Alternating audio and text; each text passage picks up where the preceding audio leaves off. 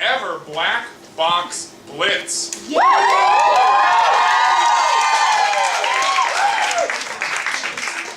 Does anyone here know what a black box Blitz is? No. Greg Shiver knows what a black box Blitz is. Yeah. Do you want me to tell him about it or you? Well, you're the... Okay, cool. So, the plays you're going to see, I believe there are 8 of them, you can confirm by opening your program and then rotating it 180 degrees. Looks like we have indeed 8 shows tonight. These were written in the course of 48 American hours. Yeah, 48, from Sunday through Tuesday. And then they were staged from Thursday to today, basically. So all in all, this has taken 1 week to go from the statement, at the drop of a hat, to the finished productions with the high production values and the just glorious scenery we have right here. Before we begin, I must warn you that some of the scenes contain adult themes that may be unsuitable for children. Viewer discretion is advised. Those with delicate sensibilities may want to leave now. You can come back for the last show. It's really cute. All right, so to kick things off, again, from our magic program, rotated 180 degrees, we have Choice, Change Hats, written by Connor Lawless, who just came in a couple seconds ago. So right.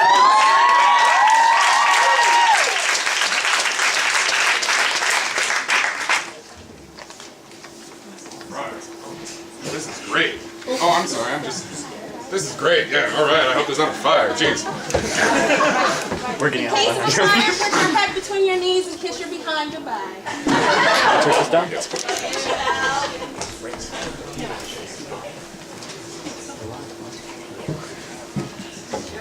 David, what up?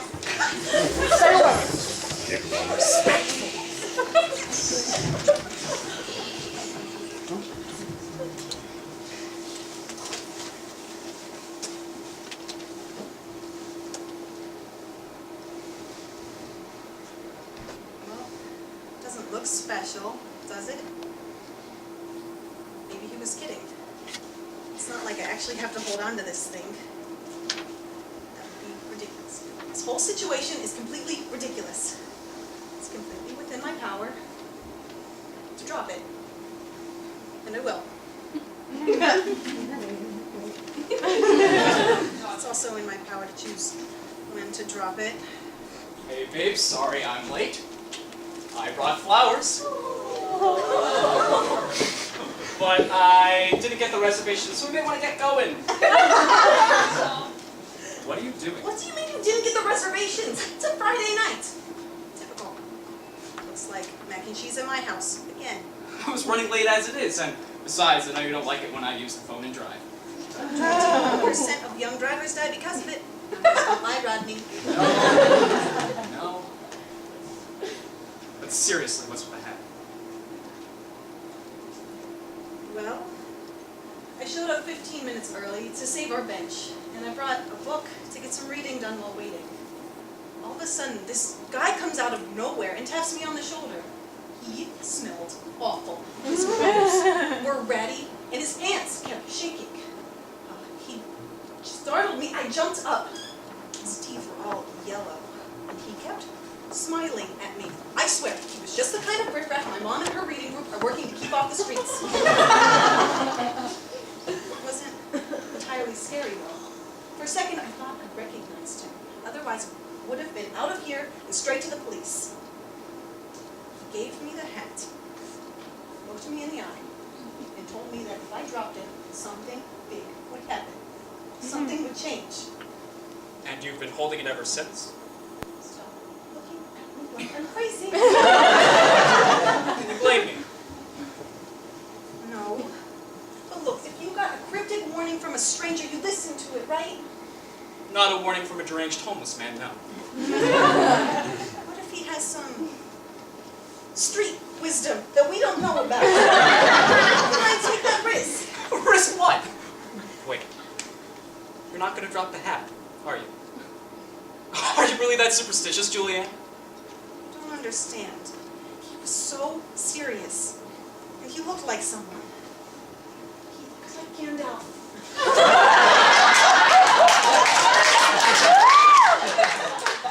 Gandalf. Like what you imagine Gandalf would look like, or literally the movie version? I never read the books. So you're telling me you won't drop the hat because a homeless man who looks like Serena McKellen gave you a very vague warning about what might happen if you do. Obviously, it sounds crazy when you put it like that. But I don't see how being cautious won't help. Gandalf was wise. You know, I really should be surprised, but you know what? Thinking about it, this is just like you. I can't think of one time since we've been dating that you haven't been overtly cautious. So I'm crazy because I avoid unnecessary risks? You called me last week to make sure the stove at my house was turned off. As if you haven't forgotten before. That was one time beside the point. This is going too far. Do you really think that dropping a hat will cause some sort of zombie apocalypse? No. What are you afraid of? I don't know. I have no idea, and that's what scares me. I like things the way they are. Why should they change? I don't want my life to be different. I don't want my apartment to change, my job, my dog, or you. I'm in control of my life, and that's not a bad thing. You're always in control of your life. That's why it's yours. Think. Remember how I rejected you the first time you asked me out back in college? I told you it was because I liked being single, and I did. I was actually proud of making that decision for myself. I told my mom. The first thing she did was command me to find you and tell you yes.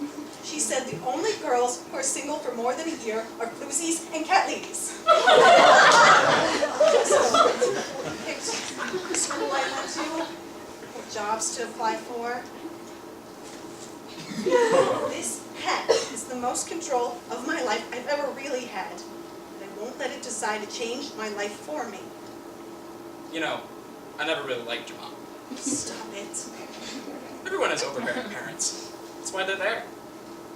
But think about it. If you really had a negative opinion about those things, you would have just said no in a heartbeat. And she may have picked the school, but you still had to apply for it. Same with the job. Then, when it comes to you and me, let's be real.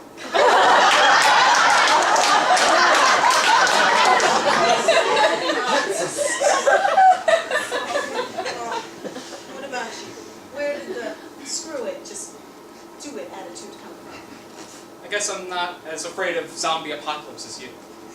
And contrary to what you might think, I think through the majority of my decisions without consulting Gandalf impersonators. Is that right? I'm still uncomfortable with this, though. Just keep thinking, why me?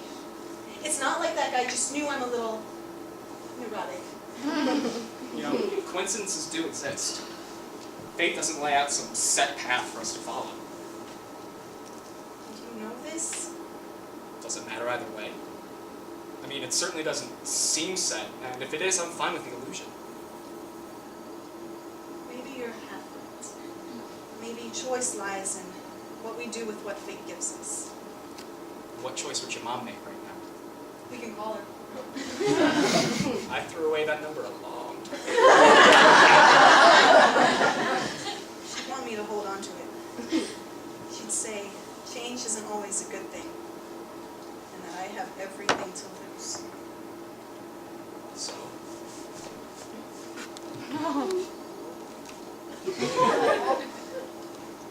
Screw it. Let's do it.